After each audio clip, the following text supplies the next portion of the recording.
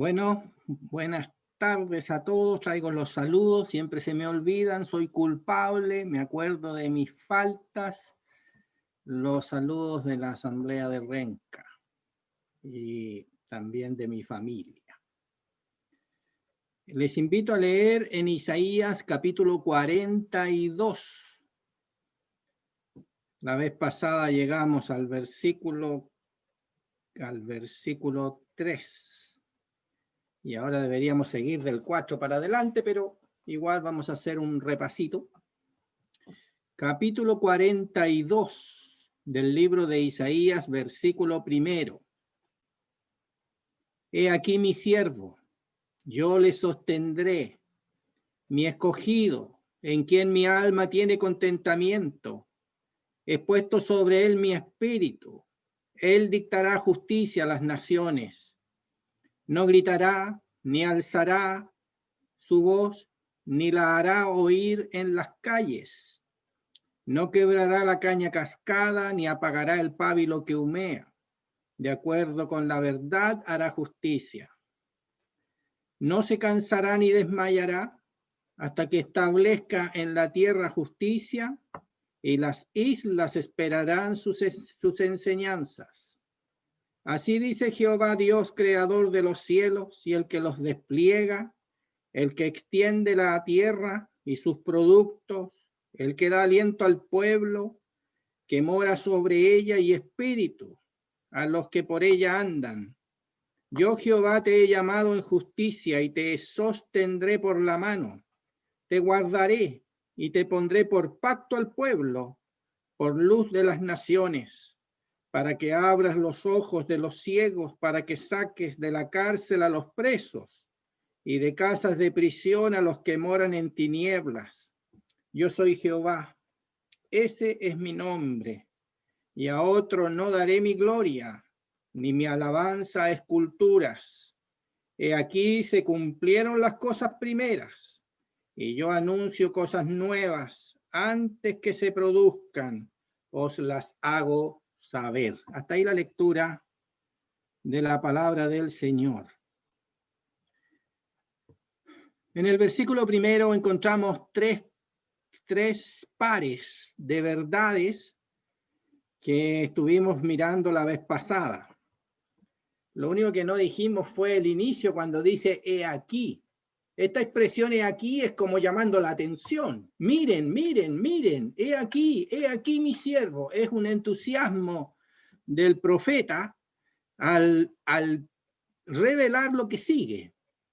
Y nosotros también debemos llenarnos de entusiasmo. En realidad, hablar del siervo de Jehová, hablar del Señor así fríamente, sin entusiasmo, no parece muy apropiado. En realidad, para la revelación, el entusiasmo que tiene el profeta para hablar del siervo de Jehová es muy grande. Miren, miren, he aquí, mírenlo. Está llamando la atención. Después dice, mi siervo, yo le sostendré. Entonces ahí hay un par de verdades que se acoplan, y es que el siervo de su amo, es sostenido por el amo. El amo está plenamente comprometido con el siervo. Eso es lo que está diciendo ahí. Esto es una verdad que se esperaba para Israel, y en realidad se ha visto esto en el Señor Jesucristo. Porque Dios puede decir, he aquí mi siervo, pero agrega, yo le sostendré. Significa eso que él como siervo reconoce la voluntad de su amo de manera exclusiva. No hay competencia en esa voluntad. La voluntad de su amo es la autoridad y la única que él reconoce de manera real.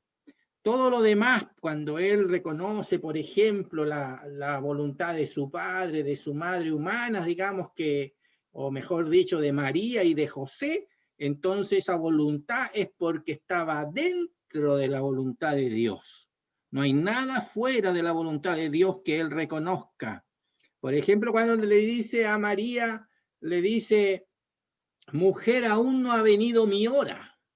Ahí está mostrando él que desde ahí en adelante su ministerio iba a ir en la dirección de la voluntad directa de Dios, y ya su rol ante su madre quedaba a un lado. No que menospreciara a su madre, no que no la cuidara, pero sí había la voluntad suprema de Dios sobre él, y eso es lo que se iba a dejar ver de ahí en adelante.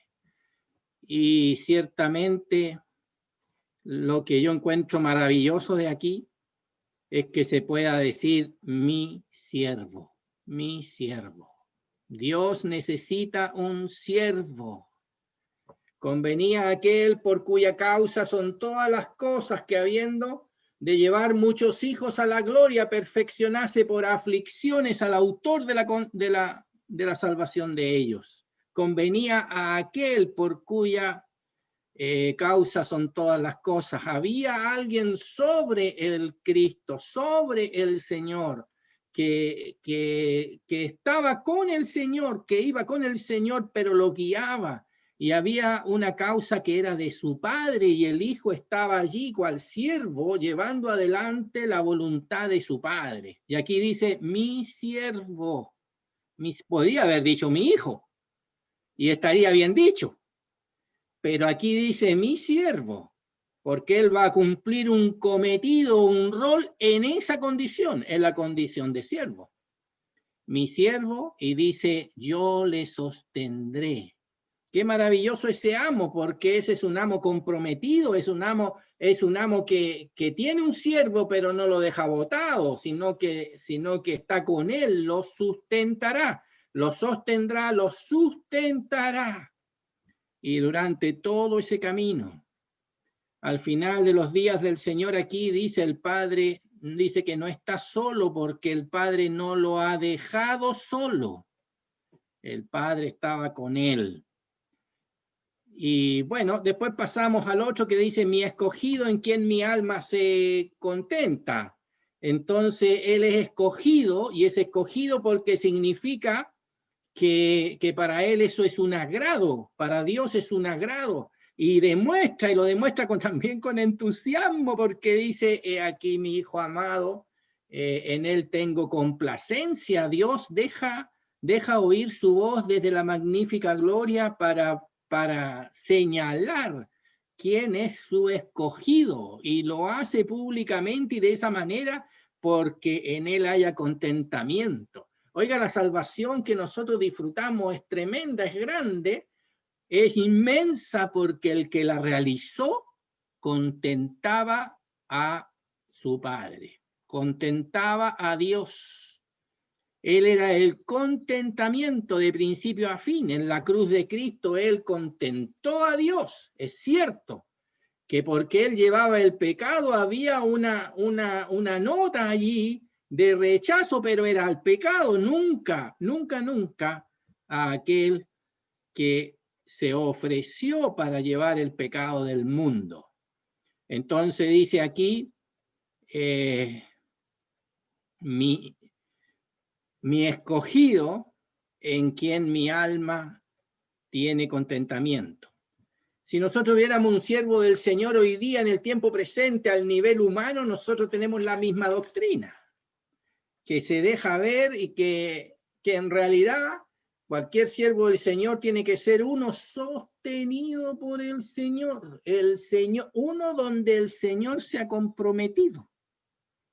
Es muy importante que haya ese compromiso divino, porque a la hora que hay ese compromiso divino, entonces estamos en la norma, en la regla.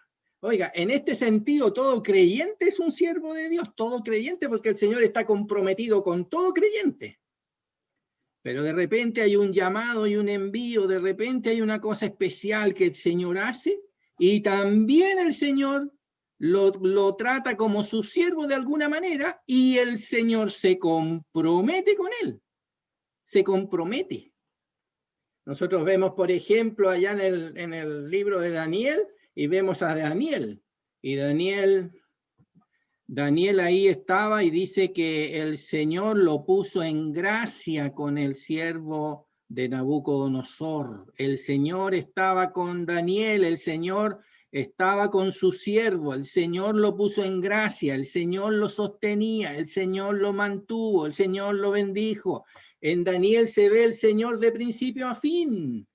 Ya estaba viejito y todavía el Señor con él. Entonces, este punto de yo le sostendré, ese punto de yo le sostendré es un punto importante, importante para un obrero del Señor en el tiempo presente. Importantísimo. Pero también dice, mi escogido en quien mi alma tiene contentamiento. En realidad, el obrero del Señor lo que quiere hacer es agradar al Señor. Ese es su objetivo. A veces no agrada a los hombres, es otra cosa, pero quiere agradar al Señor. Y el Señor tiene contentamiento y expresa su contentamiento. Y hermano, ahí nosotros tenemos un tremendo llamado, un tremendo, digámoslo así, humanamente hablando, un desafío. Como que no me gusta esa palabra desafío porque uno responde no bien, uno responde lentamente. Pero el Señor haya contentamiento. Primero hay contentamiento en que recibamos al Señor, que recibamos al Señor por la fe, y ese es honrar al Hijo, eso es honrar al Señor, eso es honrarlo. Y cuando uno lo ha honrado, entonces dice que él honra a los que le honran. Y por eso los cristianos, los creyentes y todos los creyentes tienen el favor del Señor.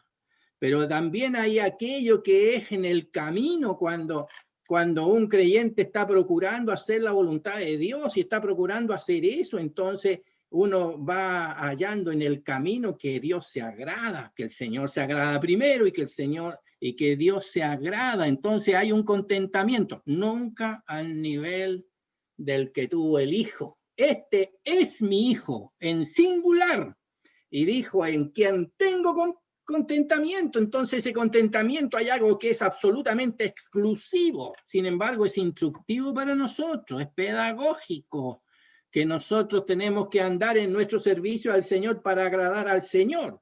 El Señor se ha comprometido primero y se espera que nosotros andemos de tal modo que vayamos agradando al Señor. Qué tremenda lección tenemos para todos nosotros. Pero después agrega esa última tercera relación entre Dios y el siervo, cuando dice, he puesto sobre él mi espíritu y él dictará justicia a las naciones. Entonces lo que está diciendo realmente, primero, es que él es mi siervo y yo estoy comprometido con él, así lo dice Jehová. Después dice, él es mi escogido y yo hallo en él contentamiento. Y ahora dice, yo he puesto sobre él mi espíritu, él dictará justicia a las naciones. Y él entonces le ha provisto, le ha equipado con el Espíritu Santo, con el Espíritu de Jehová, le ha equipado para que él pueda llevar justicia a las naciones. Y el Espíritu Santo para él es sin medida, o sea, el volumen del Espíritu que puso en su Hijo, el siervo de Jehová, lo que puso en él es de tal magnitud que nosotros podemos estar en la total seguridad que de él solamente ha emanado la justicia. ¿Cómo lo hizo? Primero hizo un acto de justicia en la cruz. Con ese acto de justicia, entonces él ha puesto una cubierta, un refugio, y esa justicia es la que se da, es la justicia que es base de la justificación. Y esa justicia es la que se imputa a aquellos que ponen la fe. Y entonces se abona esa cuenta. Miren la justicia que él consigue por el hecho de haber ido a la cruz. Ese acto de justicia hace posible que nosotros seamos justificados. Eso es lo primero. Pero después nosotros vemos en este mismo libro de Isaías, no solamente el acto de la cruz, que lo tenemos en el capítulo 53, sino que en realidad nosotros lo vemos en el capítulo 11 y lo vemos en otras partes también, donde él está en el milenio, después de que él haya venido la segunda vez, él ejercerá un reinado de justicia. Y eso es lo que hay ahí. Pero dice, y este es un libro, el profeta, que quizás más habla del Espíritu Santo en el Mesías.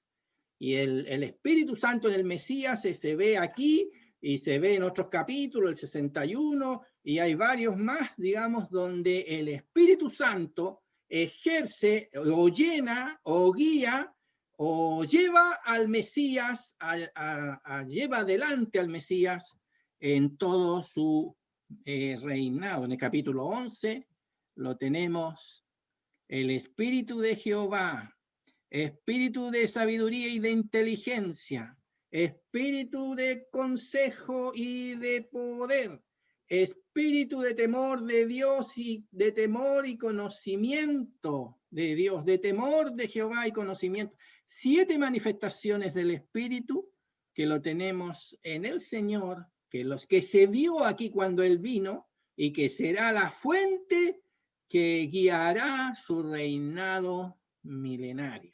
Tremendo reinado, 1000 años, donde se conocerá estas maravillas.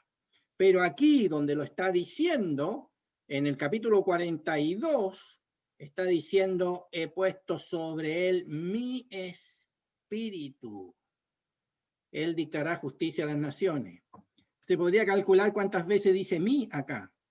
He aquí mi siervo, yo le sostendré, mi escogido, en quien mi alma tiene contentamiento. He puesto sobre él mi espíritu. O sea, 4 veces dice mi y mi. Es la relación entre Jehová y su siervo, entre el Padre y el Hijo cual el siervo de Jehová. Hermanos, nosotros tenemos que poner, dice, nuestra mente en estas cosas. Dice la Biblia aquí en este mismo libro, capítulo 26, tú guardarás en paz, en completa paz, aquel cuyo pensamiento en ti persevera porque en ti ha confiado. Aquí tenemos ese pensamiento que nos es dado en nuestra mente para permanecer en ese pensamiento, puesto los ojos en Jesús, puesto los ojos en el Señor. Ahí está un versículo para poner los ojos, para perseverar en ese pensamiento, para conocer que es un siervo, para conocer cuánto se compromete Dios, para conocer cuánto realmente tenemos que agradar a nuestro Dios y para ver cómo Él se agrada de ese servicio que lo agradó de manera plena, nada menos que el Señor, pero también la necesidad tremenda del Espíritu Santo para poder llevar adelante la obra. Cualquier servicio cristiano, cualquiera, tiene que ser guiado, fortalecido, potenciado por el Espíritu Santo. El Espíritu Santo es el que le da el carácter del cual Dios aprecia, el cual es útil. O sea, cualquier obra que yo no lo haga por el Espíritu de Dios no sirve. El tribunal de Cristo nos va a llamar a dar cuenta por todo lo que hicimos que no era del Espíritu de Dios. Así que podríamos examinarnos. Cuando llegamos al versículo 2, encontramos cómo el siervo realiza su obra en relación ahora no a su padre, sino en relación, digámoslo así, a los oyentes, a los que le van a oír, porque dice, no gritará, ni alzará su voz, ni la hará oír en las calles. No quiere decir que él nunca alzó la voz. No quiere decir que él no habló fuerte. Lo que realmente quiere decir es que él no la hará oír en las calles. Significa que él no ejercería un modo indebido de presión, de presionar. Él no se sobrepondría sobre el oyente. Dejaría al oyente que oyera quietamente y que el oyente recibiera esas palabras. Por eso dice, no gritará. Yo tengo que estar muy seguro porque yo soy medio gritón, por no decir gritón entero. Entonces ya el solo hecho de dar un grito significaría que yo estoy descalificado. Pero claro, yo estoy descalificado, pero no por eso. Yo estoy descalificado porque siendo pecador a veces uno ejerce una presión indebida y no permite que las personas escuchen la palabra quietamente. Y el Señor permitía que las personas escucharan quietamente. Era una persona que ese ser tenía calma, hablaba con calma. Él podía decir, la paz os dejo, mi paz os doy, y la dice en un momento crucial. La dice allí cuando está en el aposento alto, cuando él está en las vísperas de ir a la cruz. Él dice, la paz os dejo, mi paz os doy. Él tiene una paz, disfruta una paz, una paz que está fuerte, potente, poderosa, inmovible dentro de él. Así que él tiene ese elemento tremendo de la paz interior. Y entonces habla lleno de paz. Yo quisiera tener un poquito de eso, un poquito. Porque seguro que si tuviera un poquito de eso, honraría un poquito más a nuestro Dios. No gritará, dice, ni alzará su voz, ni la hará oír en las calles. Él habló en las calles, pero siempre habló en el respeto del oyente, del que oye. Después dice, no quebrará la caña cascada, ni apagará el pábilo que humea. De acuerdo con la verdad hará justicia. Mire, ese versículo tremendo, que fue el último que vimos la vez pasada, está diciendo que el Señor no desecharía al débil, ni al inútil. Oiga, si no, nosotros no habríamos tenido opción alguna, porque éramos débiles, éramos inútiles y torpes, porque entendíamos poco, o mejor dicho, no entendíamos nada. Y entonces él dice, no quebrará la caña débil, no quebrará la caña que es inútil. Hermano, qué tremendo. Ese carácter no discriminaba. No discriminaba. Para él, cualquier ser humano, para todo aquel que en él cree, él para cualquier ser humano que se atreviera a poner su confianza, tenía toda la puerta abierta del Señor. Y él podía escucharle a él. El Señor escuchó del ladrón en la cruz cuando él le dijo, acuérdate de mí cuando vengas en mi reino. Y el Señor le dijo, hoy estarás conmigo en el paraíso, la puerta abierta. En realidad, todo ser humano, todos nosotros, todos los que estamos aquí, podemos conocer en verdad a Él, que tiene la puerta abierta para la salvación. Una persona en tanto cuanto reconoce su necesidad, reconoce su pecado, se acerca al Salvador en la circunstancia en que esté, no se espera cambio alguno, no se espera mejora alguna. Lo único que se espera es realmente que la persona sea convencida de pecado por el Espíritu Santo y entonces en ese momento esa persona puede acercarse tan libremente al Señor, porque estar listo para ser recibido. Y va a escuchar esas palabras, hoy estarás conmigo en el paraíso. Entonces dice, no quebrará la caña cascada, ni apagará el pábilo que humea. Cuando la mecha del pábilo o de esa lámpara de vela, entonces esa lámpara está arrojando un humo que irrita los ojos. Lo único que hace uno es que se echa un poquito de saliva a los dedos y lo pone ahí y lo apaga esa cosa. No sé, apágala, mira. Entonces uno la apaga. Él dice que no, que él no va a hacer eso, no se va a impacientar. Todo lo que arroja ese pábilo para él no le va a hacer que él actúe con impaciencia. Y entonces no va a apagar el pábilo que humea. Yo creo que con ese pábilo que humea en la Biblia hay muchos pábilos que humean. Israel es el primer pábilo que humea y por años, por siglos. Y sigue humeando, sigue humeando Israel, oiga, si Israel no le achunta una. Y entonces, pero él no desecha a Israel, espera, hace su trabajo, hace hasta su tiempo.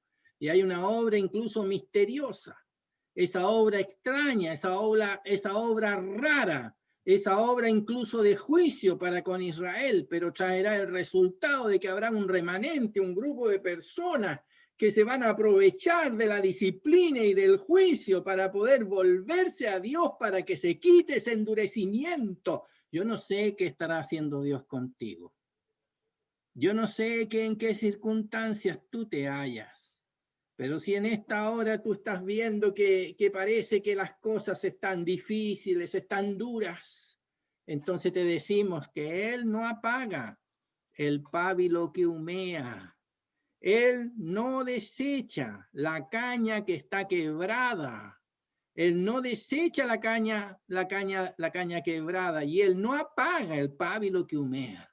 Pero así hay una cosa, que Él dice aquí en lo que sigue: de acuerdo con la verdad hará justicia. De acuerdo con la verdad.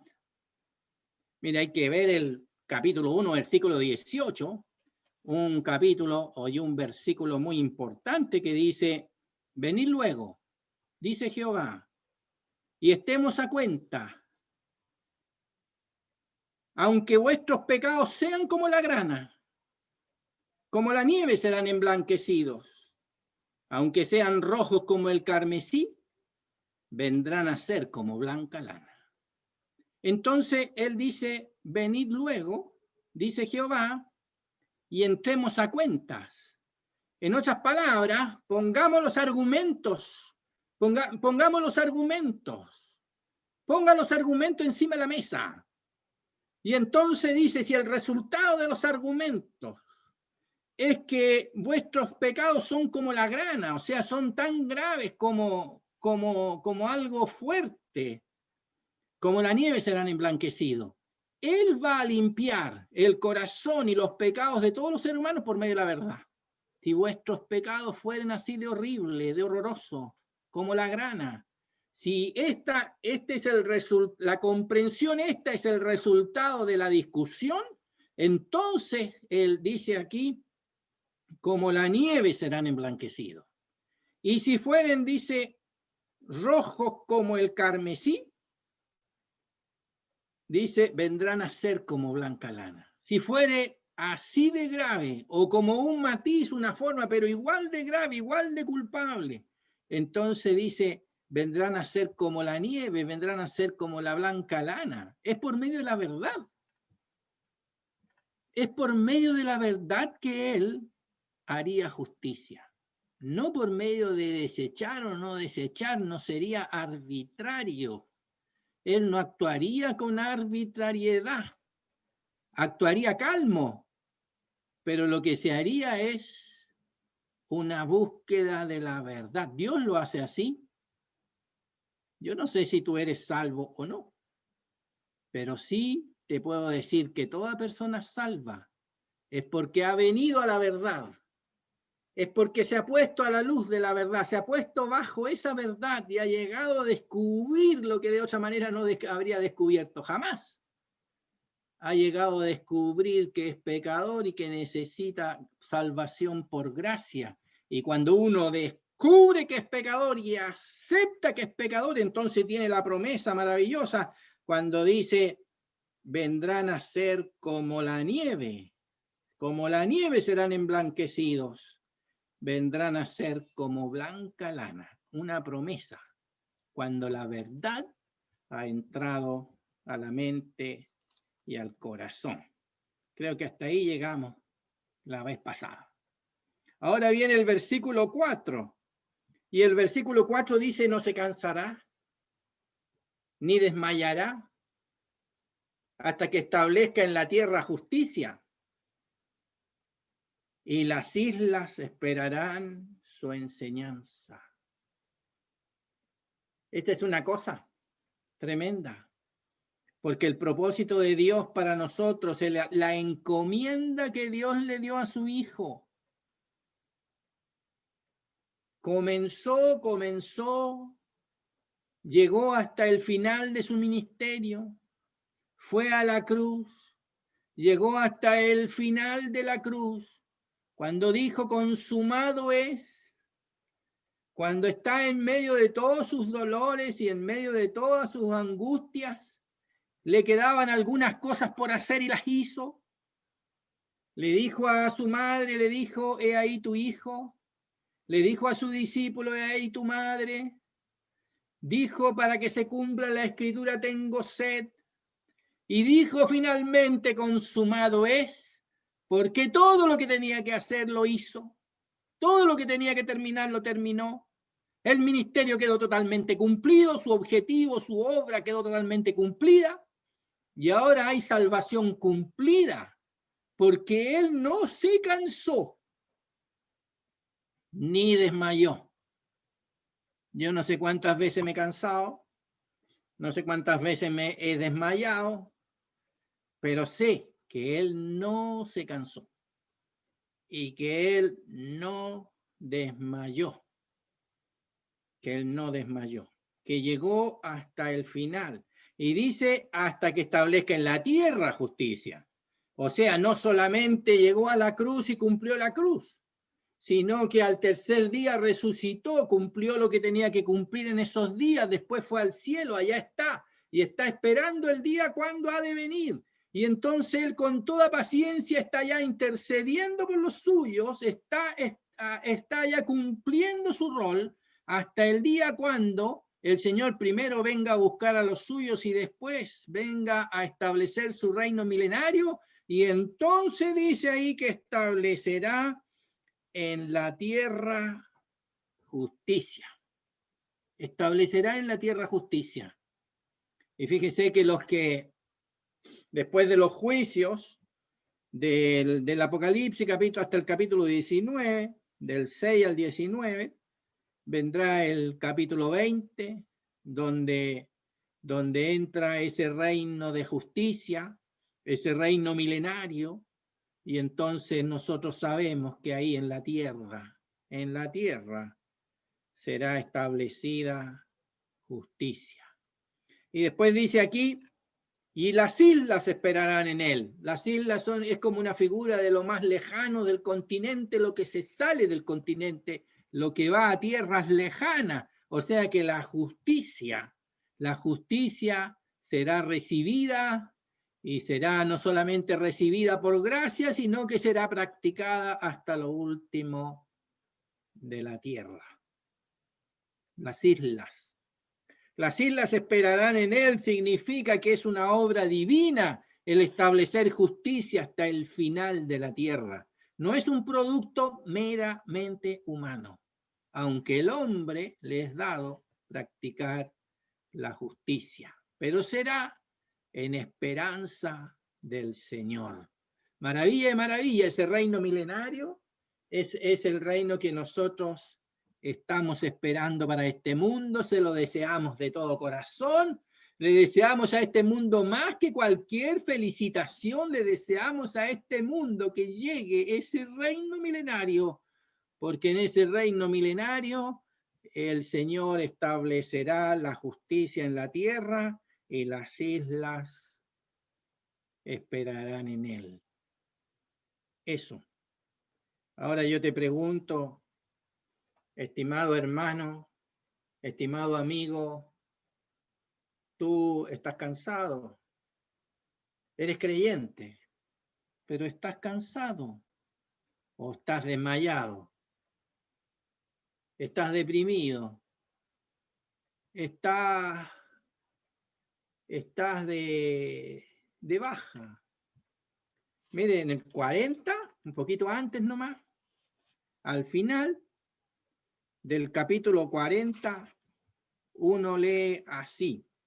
En realidad, me acuerdo cuando cantábamos en el 30, esta es otra versión, así que dice, los jóvenes se fatigan y se cansan.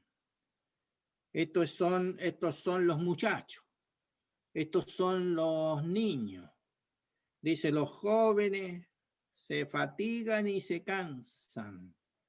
O sea, lo que es para ellos normal, eso es una realidad que aquí está. Y dice, los valientes flaquean y caen. Esto dice, los jóvenes flaquean y caen. Aquí dice, los valientes flaquean y caen. Entonces, yo leo esta versión que dice los escogidos jóvenes del ejército. O sea, en las batallas, dice, se fatigan y se cansan, los valientes o los soldados jóvenes flaquean y caen. Pero agrega, pero los que esperan a Jehová, y yo siempre tenía la duda si era a o era en. Entonces dice los que esperan a Jehová.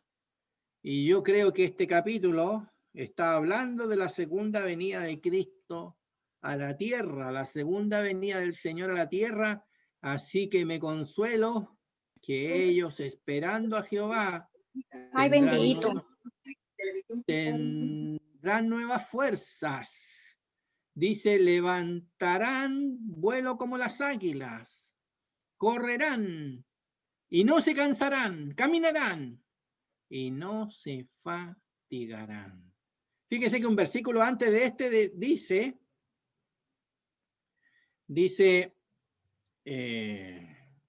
versículo 29 del 40 dice, él da vigor al cansado,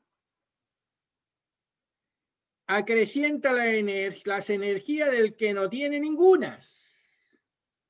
Y un versículo antes todavía, si seguimos investigando, al 28, dice, ¿no has sabido? ¿No has oído? Que el Dios eterno, Jehová, el cual creó los confines de la tierra, no desfallece, ni se fatiga con cansancio. Su inteligencia es inescrutable. Él da vigor al cansado. Él acrecienta la energía del que no tiene ninguna. Y el resultado es que los muchachos se fatigan y se cansan, los jóvenes flaquean y caen, pero los que esperan a Jehová tendrán nuevas fuerzas, levantarán alas como águilas, correrán y no se cansarán, caminarán y no se fatigarán. Nos está diciendo de dónde viene, dónde está realmente eso que es la fuerza, la energía que hace que Dios no se canse y que Dios quiera dar eso. ¿Y cómo lo hace? Lo está diciendo ese precioso, la parte final del capítulo 40. Y aquí se dice del Mesías, aquí se dice del Señor, no se cansará, no desmayará, hasta que establezca en la tierra justicia. Y las islas esperarán sus enseñanzas. ¿Por qué no se cansará? ¿Por qué nos desmayará? Cuando yo siento la necesidad, cuando yo siento que me canso muy seguido, cuando yo siento que el desmayo es parte mía. ¿Cómo es que Él no? Es que Él está cerca de Jehová. Él está cerca de su Dios. Él conoce y bebe de los suministros de su Padre. Más adelante se va a decir que despertará su oído, mañana tras mañana despertará su oído para que oiga como los sabios. O sea, él día a día oía como los sabios y recibía los nutrientes de Dios, de Jehová su Dios, el Mesías, el Dios hombre. En cuanto a hombre, él recibía continuamente los fortalecimientos que venían de Dios su Padre. Y entonces él, mañana tras mañana, era liberado del cansancio, era fortalecido. ¿Tenemos el secreto? Hoy día en la reunión con mis hermanos me decían, oiga, don Sergio, ¿usted no puede hablar algo más fácil? Y yo quiero decirle que yo le encuentro razón, ¿eh? Porque cuesta entender la Biblia un poquito, ¿eh? Pero después cuesta explicarla. Y cuando cuesta explicarla fácil. Y yo le digo a los hermanos, bueno, está bien, quieren lechecita, yo voy a tratar de darles lechecita, pero yo no sé dar lechecita, yo sé dar lo que doy nomás. Pero les quiero decir una cosa, que necesitamos al Señor más cerca. Necesitamos acercarnos al Señor. Necesitamos poner nuestra mente y nuestro corazón en el Señor. Necesitamos leer la Biblia continuamente, mañana tras mañana, día tras día, en la mañana, en la tarde, en la noche. Necesitamos poner los ojos en Jesús, necesitamos acercarnos a Él, necesitamos leer, necesitamos oír. Estamos en el tiempo cuando los creyentes de la asamblea de la iglesia, los cristianos, y no solamente de la asamblea cristiana, de otros lados también, pero se pasean por las redes de Zoom y de otras cosas oyendo la palabra de Dios, y yo creo que es tiempo de oír la palabra de Dios. Y la están oyendo y la estamos oyendo. De repente hay topes de horario y hay una reunión a esta hora aquí y otra reunión a la otra allá. Y bueno, para mí, ojalá haya mucho tope de horario y en todas las horas, porque así los creyentes tienen opciones de escuchar mucho la palabra de Dios, porque nosotros somos propensos al cansancio y somos propensos al desmayo. Y cuando hemos estado tiempo sin escuchar la palabra, no solamente estoy cansado, estoy desmayado. Se me han ido todas las fuerzas. Y no puedo defender nada, no puedo vivir nada, y todo me sale pesado. Y hay creyentes incluso que van a las reuniones y encuentran las reuniones como una cosa rutinaria. Necesitamos leer la Biblia. Necesitamos escuchar la palabra. Necesitamos acercarnos a la palabra de Dios. Necesitamos ocupar todos los medios para que Dios nos hable por su palabra. Necesitamos eso, hermano, hermana. Necesitas eso. Necesito eso. Démosle la gracia al Señor porque tenemos eso para poder nosotros alimentarnos y tener fuerza. Es cierto, no estamos celebrando la cena del Señor como se debe o como quisiéramos. Eso es una pérdida. Pero tenemos muchas otras cosas que parecen que nos están animando. Aprovechemos lo que tenemos, porque la Biblia la tenemos. Y los hermanos hablan de la palabra de Dios y la leen. Y usted puede constatar si eso está allí y seguir leyendo sola su palabra. Entonces dice, no se cansará, ni desmayará, hasta que establezca en la tierra justicia. Y como todavía no se ha establecido en la tierra justicia, podemos saber que Él no está cansado. ¿Qué te parece? Que Él no está desmayado. A veces yo sí, pero Él no. Él no está cansado. Y ejerce su sacerdocio, su sumo sacerdocio, para poder traer recursos espirituales, recursos poderosos para el cansado, para el desmayado. Levante la mano el desmayado, levante la mano el cansado, y entonces acérquese a Jehová, acérquese a su Dios, con confianza al trono de su gracia, para alcanzar aquello que tú, que yo necesitamos en el camino. Eso es lo que tenemos ahí. No se cansará, ni desmayará. Y dice, hasta que establezca en la tierra justicia, y las islas esperarán su enseñanza. O sea, sabemos que si Él no establece justicia en la tierra, y que las islas esperen sus enseñanzas, entonces no hay posibilidad de que Él se canse y termine. No. Él está ahí, presente, proveyendo aquella fuerza al que no tiene ninguna. Y ahí terminamos la serie. Ese era el versículo que nos faltaba, que faltaba. Y terminamos quizás la primera división de todo este capítulo. Ahora fíjese que nos va a llevar un poquito, nos va a llevar hacia lo alto. El profeta, habiendo terminado su relación, la descripción del siervo de Jehová, nos va a llevar a mirar, dice, así dice Jehová Dios, creador de los cielos, y el que los despliega, el que extiende la tierra y sus productos, el que da aliento al pueblo que mora sobre ella, y espíritu a los que por ella andan. Ese versículo que nos hace mirar a nuestro Dios nos está mostrando a nosotros de dónde vienen los recursos, de dónde vendrá mi socorro, de dónde vendrán los recursos para ese siervo y de dónde vendrán los recursos para nosotros. Para ese siervo viene directamente de Dios. Y aquí está, dice, creador de los cielos y el que los despliega, el que extiende la tierra y sus productos, el que da aliento al pueblo, que mora sobre ella, y espíritu a los que por ella andan. O sea, tiene acceso a las estrellas, a la última.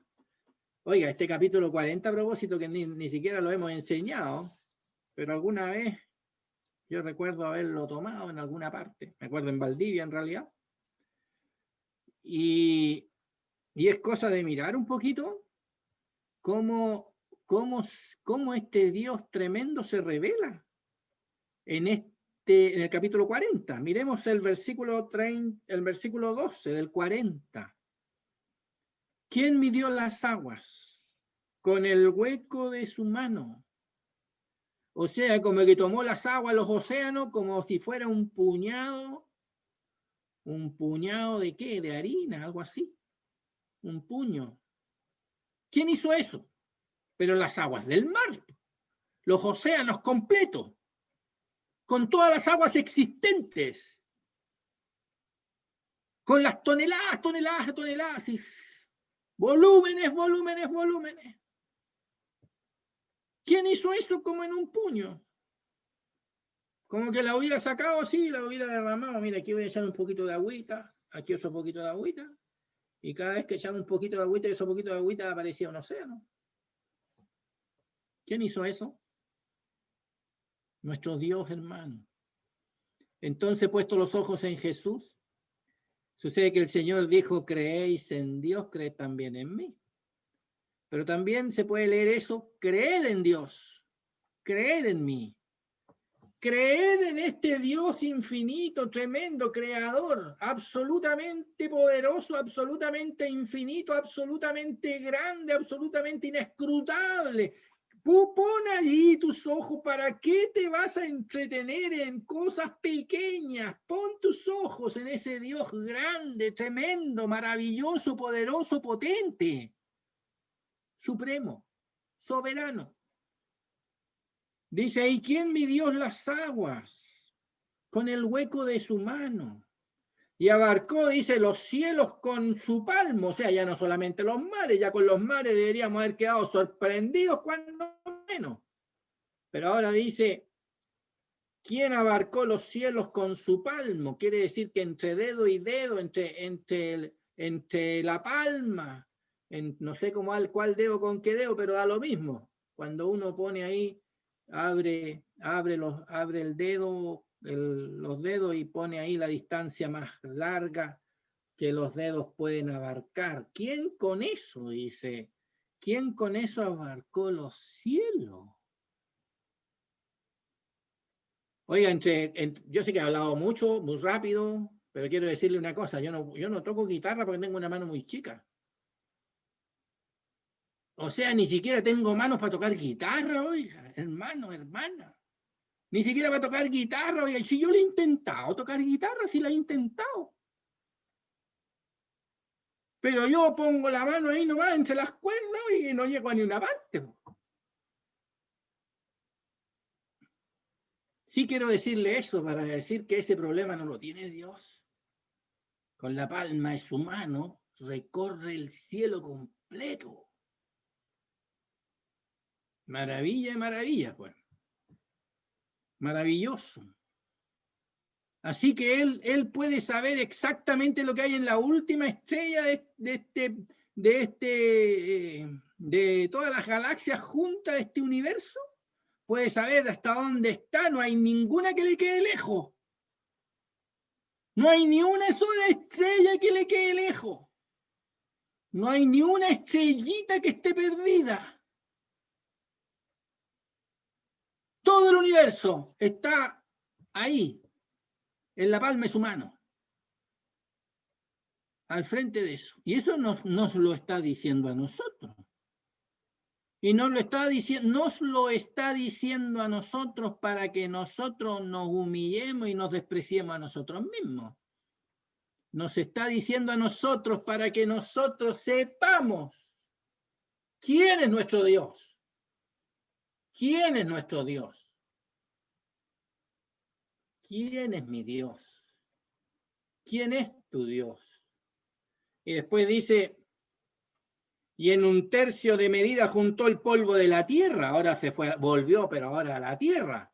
En 1/3 de medida, o sea, ni siquiera con la medida completa, no quedó saturado con la medida que estaba tomando, dice con 1/3.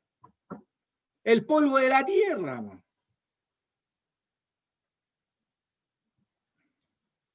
Y de nosotros dice que se acuerda que somos polvo. Así que no hay nada de nosotros que Él no esté en su mano, que no tenga acceso a nosotros. Después agrega como si fuera un exceso de frase, dice, pesó los montes con balanza y con pesas los collados. O sea, no solamente mide, no solamente abarca, no solamente junta, sino que pesó los montes con balanza y con pesa los collados. Él es el que tiene el conocimiento de todo su universo. ¿Hay algo que no esté en su conocimiento? ¿Hay algo que él no sepa? ¿Hay algo que donde él no sea soberano? ¿Hay algo donde él quede corto? Oiga, este libro de Isaías, yo sé que es un libro no fácil, es un libro medio difícil, de repente dice cosas y nosotros no estamos acostumbrados a leerlas, pero la verdad es que este libro es básico. Esto es básico. No digo que sea fácil, digo que es básico, es como el fundamento.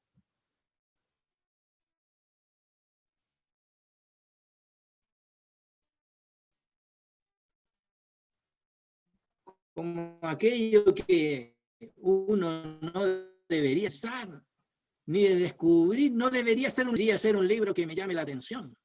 Debería ser un libro que me ponga de rodillas, no por lo difícil, sino porque dice tanto, oiga, 66 capítulos de un profeta ilustre, el más ilustre de los profetas. El más ilustre de los profetas. Es como el Pablo del Antiguo Testamento, digámoslo así. El más ilustre de los profetas. Oh, la hora se pasó. Yo no me he pasado, la hora se pasó. Bien, hermanos, que el Señor bendiga su palabra y nos bendiga a todos y seamos animados. Y el Señor bendiga a todos.